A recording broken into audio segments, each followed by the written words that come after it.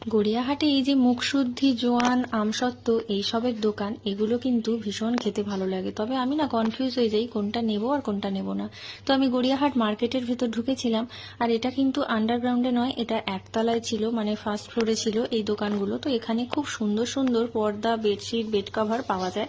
আর খুব একটা যে দাম বেশি তাও নয়, বেশ রিজনেবলের মধ্যেই কিন্তু পাওয়া যায়। তো এখানে আমি গেছিলাম অ্যাকচুয়ালি আজকে, যে কারণে সেটা হচ্ছে আমার রুমের জন্য পর্দা কিনতে। আমার না বছরে একবার কি দুবার রুমের পর্দাগুলো একটু চেঞ্জ করলে যেন মনে হয় রুমটা একটু অন্যরকম লাগছে। আসলে একটা দুটো রুমের মধ্যেই তো সারা বছর থাকি, যেহেতু এখানে আমরা রেন্টে থাকি, অত বড় বাড়ির মতন ঘর তো পাই না, সেই কারণে রুমটা একটু লুকস চেঞ্জ হলে দেখতে ভালো লাগে।